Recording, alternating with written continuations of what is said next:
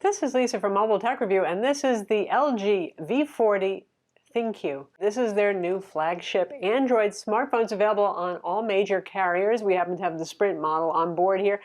Widescreen OLED high-resolution display, 3 cameras on the back, the latest Snapdragon processor. You get the idea, it's pretty good. We're going to look at it now. And now a shout out and a thanks to our sponsor, Sprint, and their Sprint Complete product. It's basically peace of mind for you and your phone. Crack your screen, oh my God. Is there anything worse than that, right? That feeling? $29 with Sprint Complete, and you can get your screen replaced. Nice.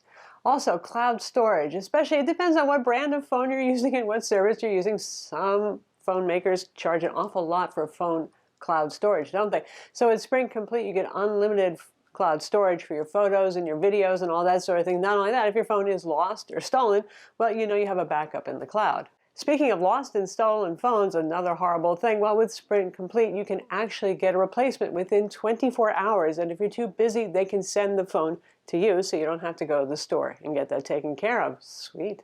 Then there's passwords, all the passwords that you have to enter on your phone. And remember, do you have a password manager? Maybe you do, maybe you don't. You certainly should. Well, at Sprint Complete, you get password management service, so you can have secure passwords, and you don't actually have to memorize all of those passwords too, because they make it easier for you. Lastly, Sprint has a network built for unlimited, and they have their Unlimited Plus service. No matter what, Sprint Complete has your back. So visit sprintcomplete.com or call 1-800-584-3666. Switch to Sprint today to get these great features. And now, back to our review. The V40 is your usual tall but relatively narrow phablet-sized glass on the front, glass on the back kind of phone. It's Gorilla Glass 5, so this should help a bit with some shattering kind of issues, but yes, it's fragile, it's glass. It has all the usual flagship specs that you would want to find in a phone that costs around $950. This is the year of expensive phones. This one's actually around $50 less than some of the competition, but still it's very expensive, and that's going to be a hard sell for LG, who always seems to be chasing after Samsung and Apple these days. Anyway, you have a Snapdragon 845 in here, which is the best Snapdragon CPU currently available. You have 6 gigs of RAM, 64 gigs of storage. You've got not just 3 cameras on the back, you have 2 cameras on the front, a normal view and a wide selfie view. So you can have you and your scenery behind you, or you and your friends all together in the same frame of the photo. It's IP68 water resistant. It supports wireless charging. So we have a fingerprint scanner on the back, and LG has stopped using that as the power button now. They have a regular side power button like most phones do. They have a dedicated Google Assistant button, which I'm not too thrilled with. I mean, I'd rather have it be the dedicated camera shutter button or something like that, but that is what it is.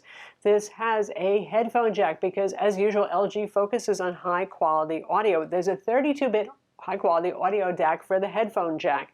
Also supports DTS X for headphone out as well, and it has this little kind of boombox feature going on where it uses the interior spaces of the phone, meager though they may be, as a kind of echo chamber like you would do for a woofer to try to improve the audio even from the built-in speaker. It sounds, you know, reasonably decent. It's still a phone, folks. How good is it going to get in terms of speaker quality? In terms of looks, I was actually impressed when I unboxed the phone. LG aesthetically was a little challenged for a while. They had a couple of great moments, like when they had a leather-backed LG phone, if you remember that. But this one is very nice and very clean looking. I like the look of it. It doesn't feel too humongous in hand. It feels fairly light.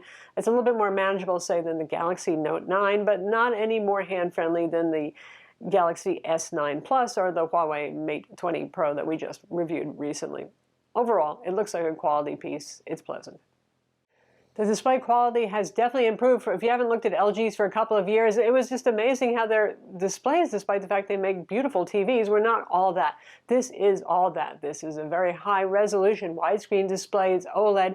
The colors are good. The color tuning is very good on this. One of the complaints I had about the Huawei Mate 20 Pro was that the color tuning on it wasn't so awesome.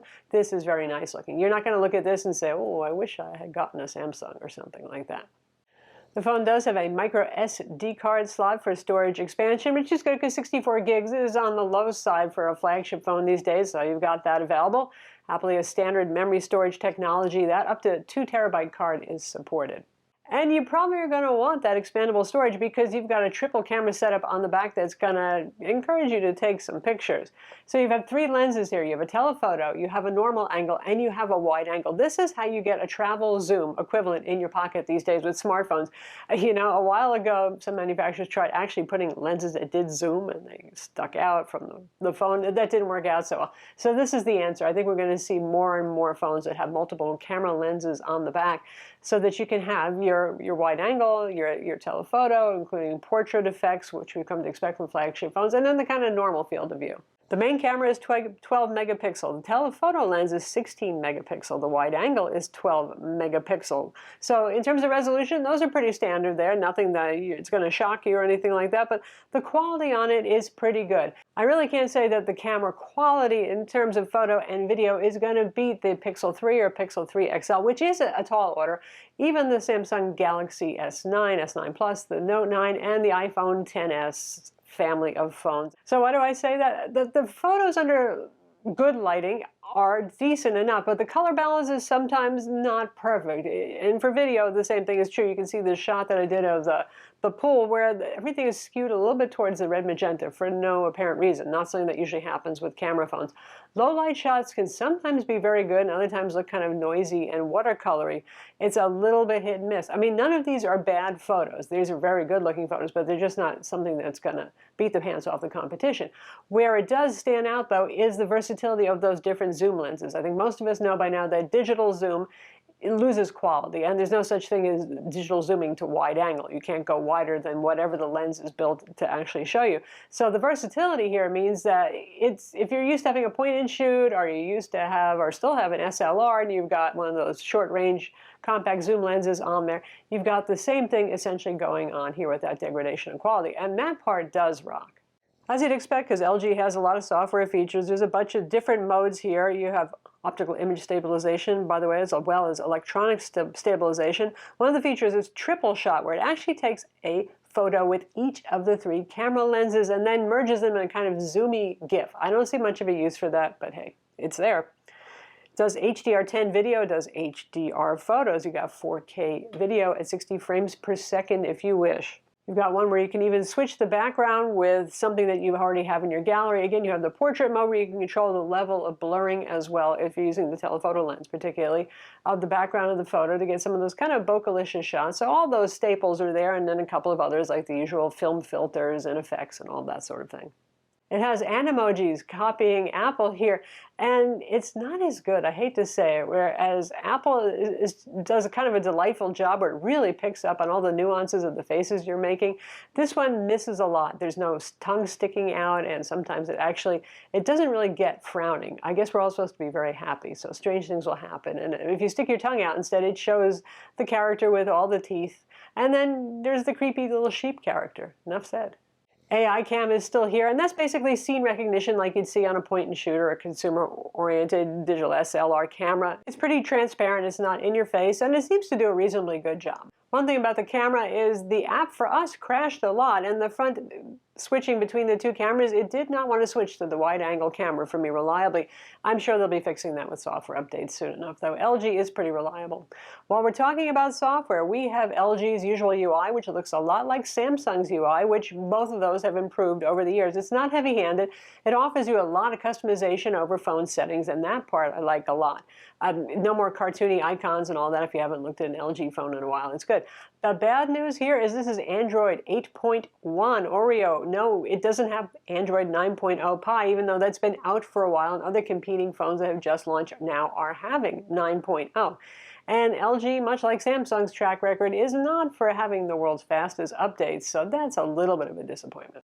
Performance on this, it's a Snapdragon 845. It's top of the line, so it matches the flagships in terms of benchmarks, and in terms of fluidity, I didn't see any slowdowns or lagging with this phone. Granted, 6 months from now, things could change, as sometimes happens with Android phones that have skins and overlays, but it's absolutely fast and fluid and delightful to use currently. So how about battery life? You have a lot of high-end features here. You've got 3 cameras, you've got a very high-resolution display, you have a fast processor, all of that sort of stuff going on, and a 3300 milliamp battery, which for a phone this large is not that big.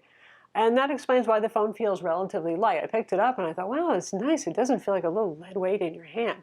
So battery life on this is just about average. We're talking 4 hours of screen on time, actual use time. The screen is on, you're doing things. That means not standby time, not the time is sitting in your pocket happily sleeping and waiting for you to do something with it.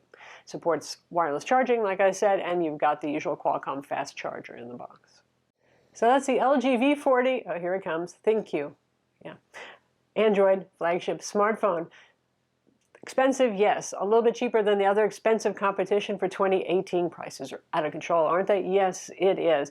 It ticks almost all the boxes that you would expect to see, except for there's no facial recognition for login. I would like that. It starts to feel a little old to have to reach to the back of the phone and use a fingerprint scanner, but you know, they're not alone in doing that at this point. The display on this is beautiful. I really like the look of it. I like the feel in hand. The performance on this is very nice. They've done a very good job.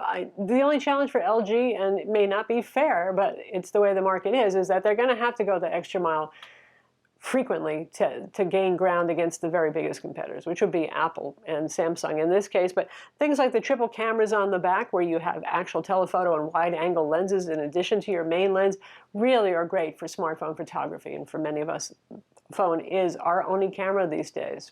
I'm Lisa from Mobile Tech Review. Be sure to subscribe to our YouTube channel for more cool tech videos, and thumbs up if you like this vid.